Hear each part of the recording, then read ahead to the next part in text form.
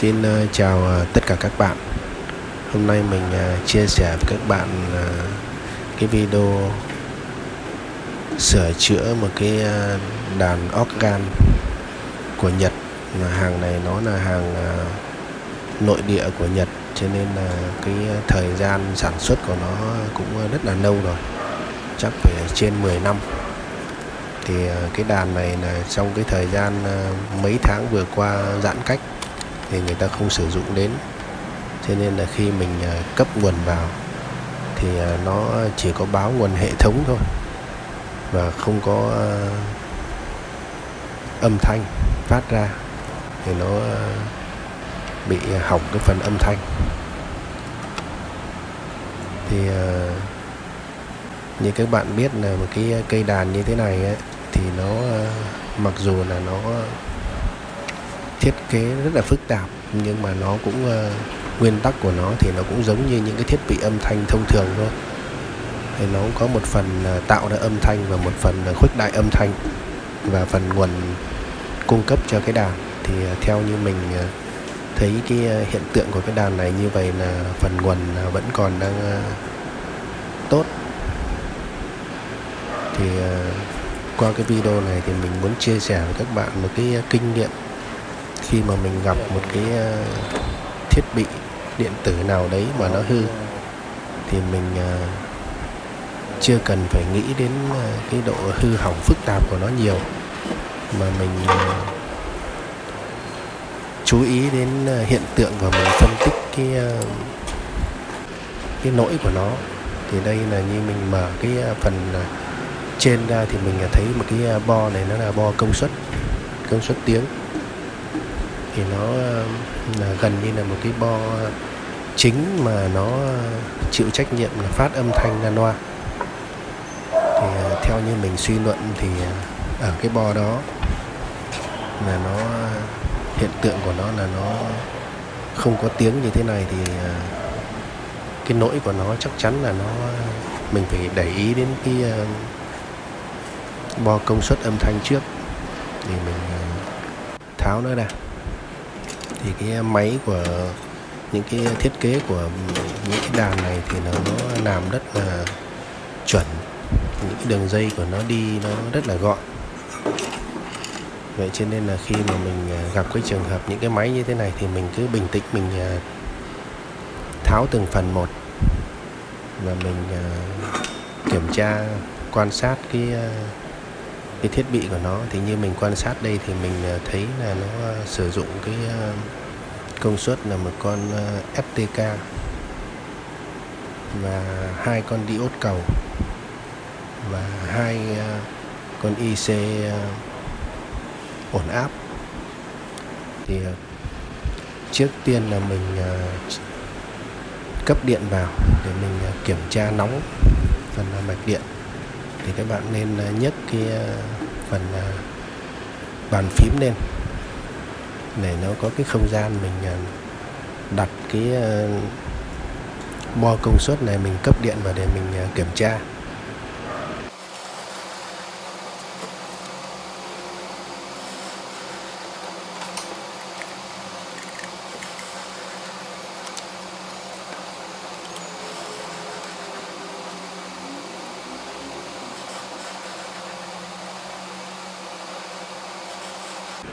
Quan sát cái mạch công suất này, nó có một cái rơ ne để bảo vệ cái loa. Tức là khi mà mình cấp điện vào thì cái rơ ne này nó sẽ đóng trễ mấy giây để nó tránh cái hiện tượng cái loa nó bị sốc, nó gây ra cái hiện tượng là nó rung quá mạnh thì nó mau hư cái loa.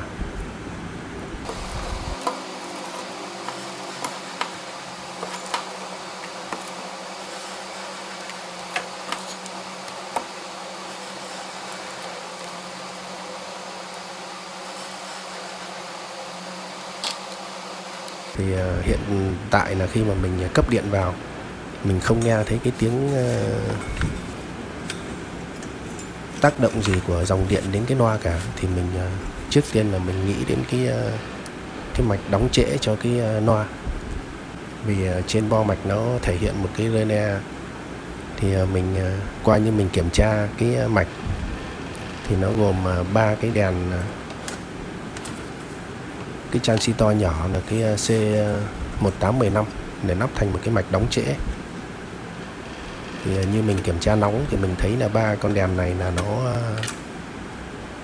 vẫn còn tốt, và cái hiện tượng rõ nhất là mình thấy là trên 2 cái chân của cái Rene là nó không được cấp điện. Cái trường hợp này thì 3 con đèn đó nó không bị hư, thì mình quan sát, mình chú ý đến những cái thiết bị ngoại vi, thì đặc biệt là những cái con tụ hóa. Thì như mình thấy là một số những con tụ hóa này nó đang có cái hiện tượng là nó bị nổ cái đầu lên.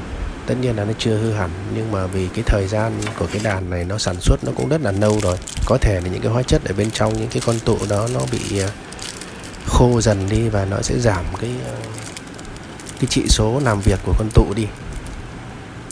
Trên cái trường hợp này thì mình nên thay tất cả các những cái con tụ hóa. Cái bo này vì nó không có nhiều, tổng thể nó chỉ có khoảng hơn 10 con thôi, thì mình nên thay hết luôn để cho nó đồng bộ với nhau.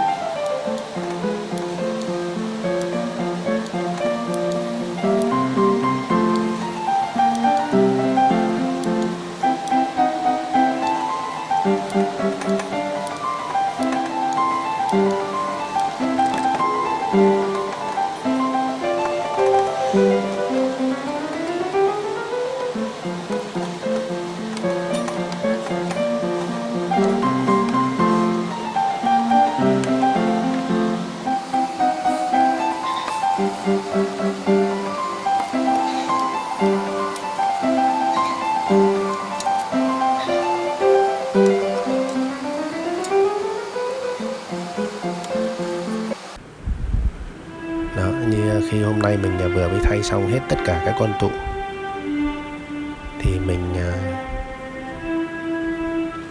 cấp điện vào và mình thấy là cái đàn nó đã hoạt động lại. Mình muốn chia sẻ một vài cái kinh nghiệm sửa chữa. Thì trước tiên là các bạn gặp những cái trường hợp nó lạ. Thực sự thì cái đàn này mình cũng chưa sửa bao giờ. Thì đầu tiên thì mình cũng nghĩ là nó